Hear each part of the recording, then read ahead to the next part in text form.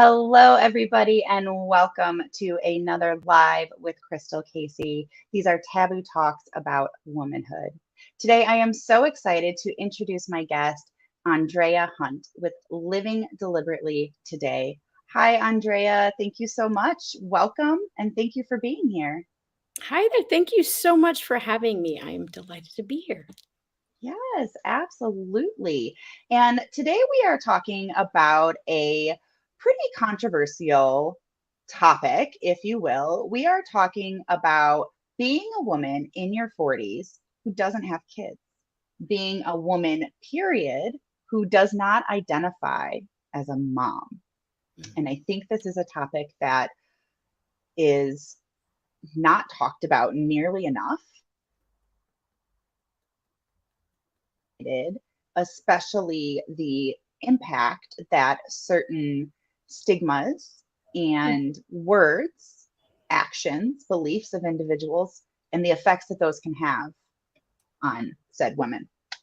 So, thank you for being here, truly from the bottom of my heart, and for opening up and willing to be vulnerable with us. Can you please just tell our viewers a little bit about who you are and why this topic is so important to you? Okay, sure. So, as you mentioned, my name is Andrea Hunt, and I'm the founder of Living Deliberately Today, personal empowerment coaching for a better life. So, I help people to step outside of their comfort zones without stress and anxiety and the fears that can come along with that. So, my own personal experience is like I would just like women to know that just because they don't have children, or maybe they've decided to not have children, or maybe they can't have children, that it doesn't invalidate their experience as a woman. I think, especially, I mean, I'm from the United States, and I feel like it's kind of a societal expectation.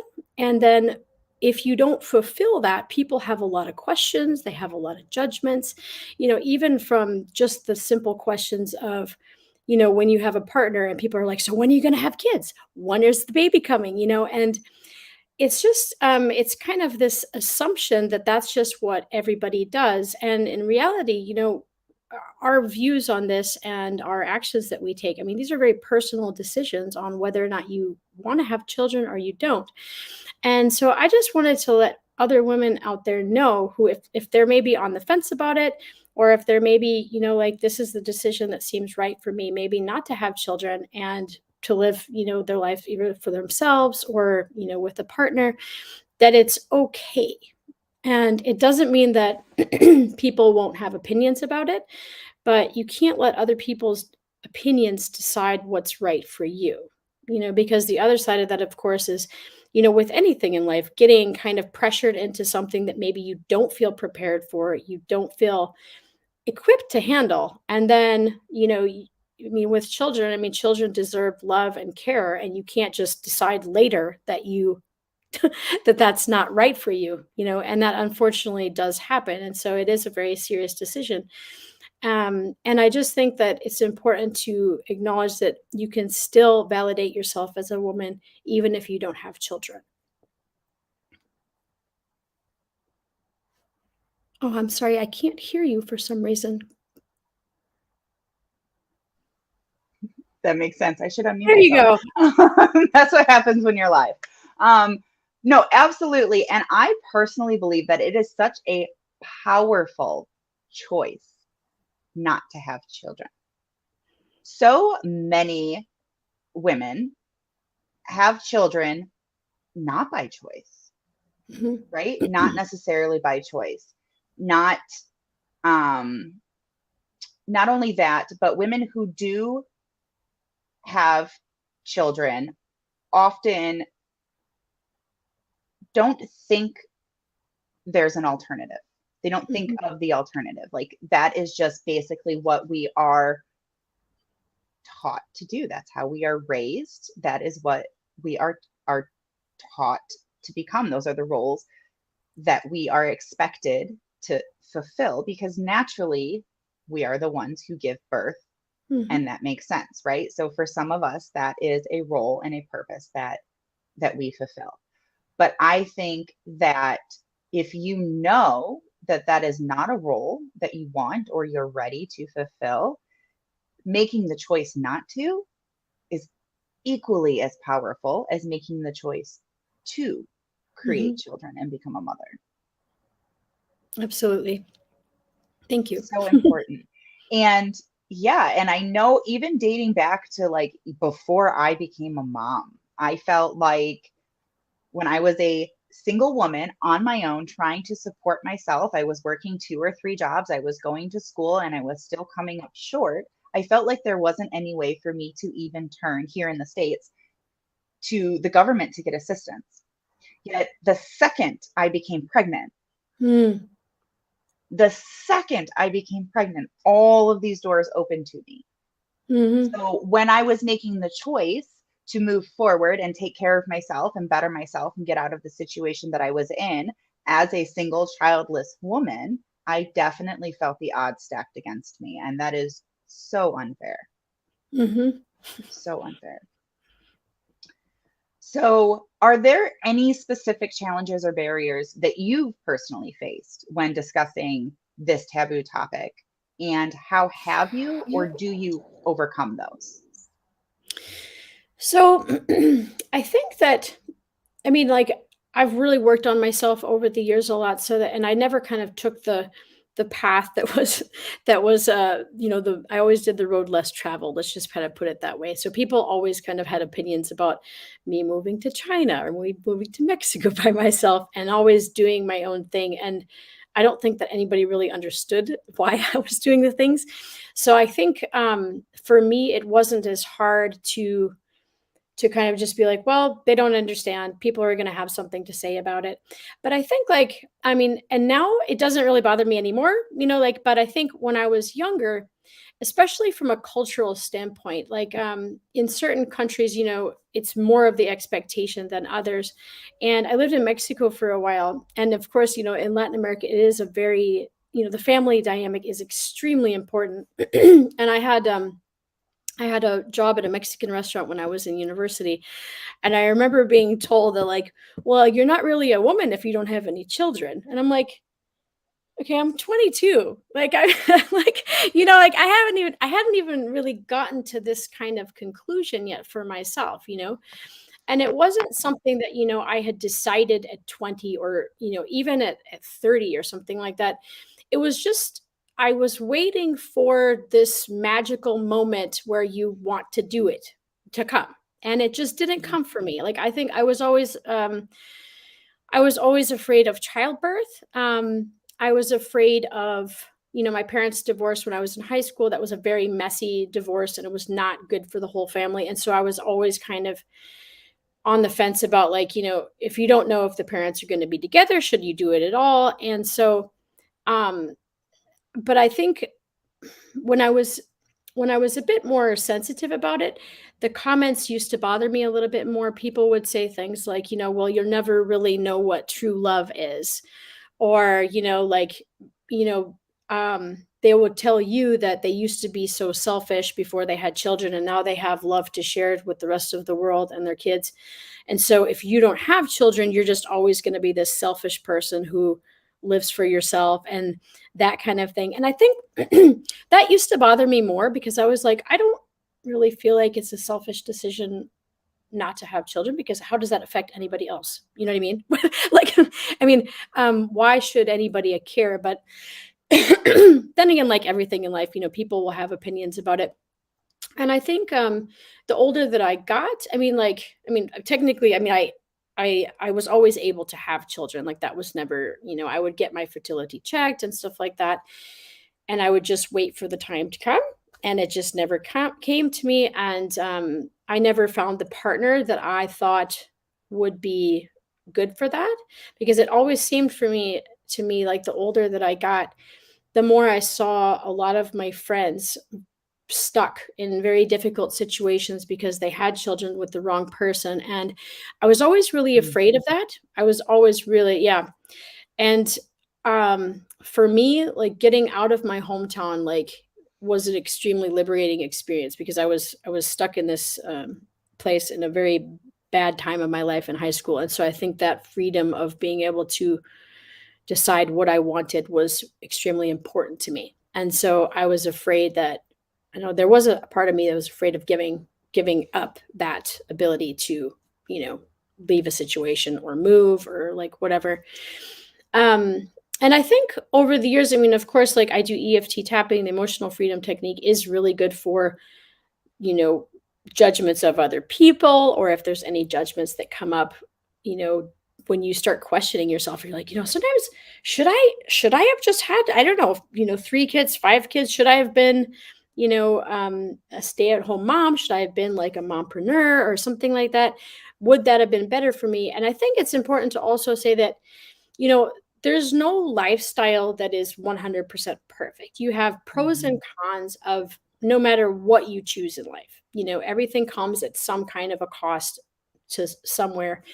But I think it's important to understand that, like, it's not a selfish decision. I mean, and especially for women who have struggled to love themselves and, really get that, gain that self-love, being able to decide that a big part of you wants to fulfill that love for yourself. I don't think that that's a selfish decision at all, because I think a lot of times we're taught that in order to be women, we have to give all of this love away to every single person, and it's okay to deplete our cup because it's like, um, and I think for me, part of my own journey in life has been learning to love myself, so that I didn't get in some kind of relationship that wasn't healthy for me, or I didn't attract certain dynamics that weren't good. So for me, the self-love part and choosing the life that I want to live with the hobbies that I want to do and living in the places that I want to, and having that sense of purpose for me, I find very validating. 100%. I feel all of that. When you talk about overcoming with EFT tapping, can you go into that a little bit more for us? What is EFT tapping and how do you use it? Sure. So EFT tapping, EFT stands for the emotional freedom technique, and it looks a little bit Okay. funny, I admit, when I first saw it, like, because you do tap on the acupuncture points on your face. And I looked at it and I was like, I don't get it. That's weird. But then it was a moment of, like, severe anxiety. I was doing my master's program and I was just freaking out. I couldn't eat. I couldn't sleep. I was like a total emotional mess. And I found this video by Brad Yates on, it was Fear and Panic Right Now, how to clear it. And so I did it and I felt better like in 15 minutes. And I was like, okay, what is this sorcery? And then of course, the more that I learned about it, the more that I realized, they use it in clinical settings for PTSD. They use it for phobias and traumas and all different sorts of things. And so for me, there's two main ways that you can use it. So the first one is for emotional health. That means anything that comes up in terms of your stress. Maybe you're worried about something. Maybe you have to go to a job interview and you're like consumed with fear and you're anxious and stuff like that. You can quickly be able to focus, ground yourself, and get centered so that you can take a step back without all of the, fear and anxiety acting up, so you can move forward. And the second way is, which is mostly what I use with my clients, because, we work longer term, is in terms of the limiting beliefs, imposter syndrome, negative self-talk, and let's see the last one. And yeah, and the fears that come up, with stepping outside of your comfort zone. Because often, we learn things as kids that are not very helpful, whether it's our parents telling us maybe we're not good enough, or you are not the kind of person that you would ever be good at that. Or maybe, we had experiences as a kid, for example, like a really common one is actually, somebody gets up in front of their class when they're 9 years old to read a paper or something. And let's say the teacher says something critical and the whole class laughs at them. So then it's 30 years later, and let's say they have to do a client presentation and they're completely paralyzed, thinking that they're going to be criticized, they're going to be, attacked or whatever. And even though they have so many more tools to deal with the situation now as an adult, that little inner child is still like, nope, it's not safe to be seen or heard. We're going to be criticized and judged. And so the thing is with EFT, you can go back to those very specific memories. You can tap through them so that it reduces the emotional charge, so that then when you actually have a client presentation, you're like, okay, I actually don't feel panicked. And Yeah. The that's the most feeling isn't so intense and overwhelming. I have personally experienced this, and it is truly, like you said, sorcery. It's like, wait a minute. yeah. But it's not like it's magic, but it's not like it magically erases like all of the stuff, right? It's still there. It's just that your response to it isn't so Mhm.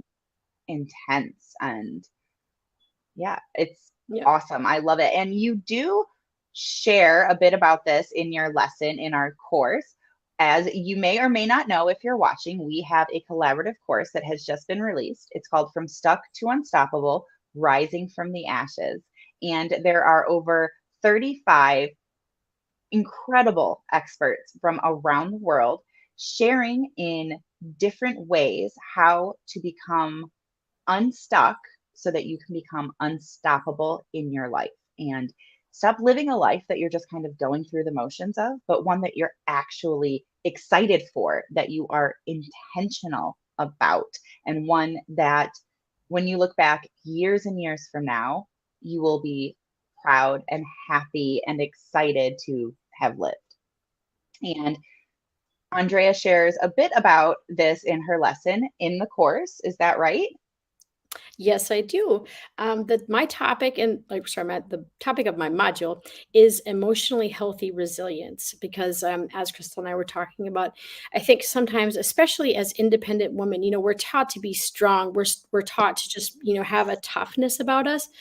But unfortunately, sometimes when we're not allowing ourselves to really process our feelings, in a healthy way, we're not actually building a healthy resilience. We're just kind of stuffing it away. And then what happens when you stuff things away? Well, eventually it's going to come out. It's either going to make you sick, you're going to explode at somebody, because you're just being twisted and twisted and overextended. And so, what I talk about is how to use EFT, as we said before, for your daily emotional health. Maybe it's just 5 minutes in the morning, maybe it's taking 10 minutes before you go to bed just to kind of release some of the negative emotions of the day. Because one of the powerful things about EFT is it basically tells the amygdala in the brain to stop the fight, flight, or freeze response. So whereas you might have had like a really stressful day, everything's going on, maybe you're angry, maybe you're worried about something, maybe you feel guilty, whatever it is, you can just calm that down in a matter of minutes so that when you wake up the next day, you're not carrying all this into the next day with you.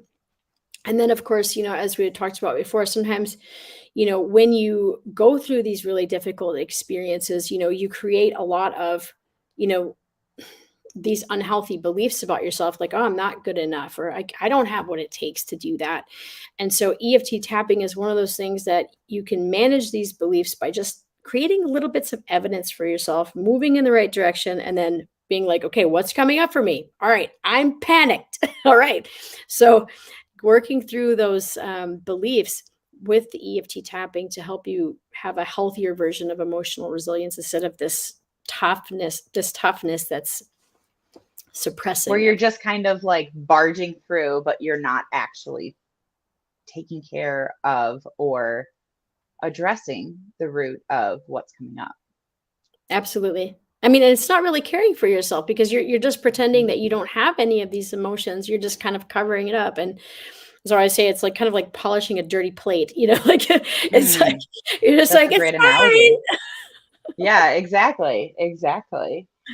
Well, we are just getting started on this topic, but we are unfortunately coming to the close of our conversation here. So we are going to open up this conversation in the ladies' lounge. I will have the link in the description. If you're not already there, you are welcome to join us. This is a safe space for women only, ages 18 and above, where we can talk about taboo topics such as this, as well as other topics on womanhood, sexuality, body image, and all of that great stuff. So you can find us there. We'll open up the conversation. And Andrea, where else can our listeners and viewers find you? So they can find me at my website, which is www.dreahunt.com. And I'm probably the most active on my Instagram, which is at living.deliberately.today. And I'm also all over Facebook in lots of different groups. And so it's just Andrea Hunt, Living Deliberately Today, personal empowerment coaching for a better life. Awesome. Well, thank you so much. Like I said, it has been great to have you here, and I am looking forward to having much more of this conversation in the lounge. Absolutely. Thank you so much for giving me the chance. Of course, anytime. And as always, I am your host, Krystal Casey, signing off. Stay empowered.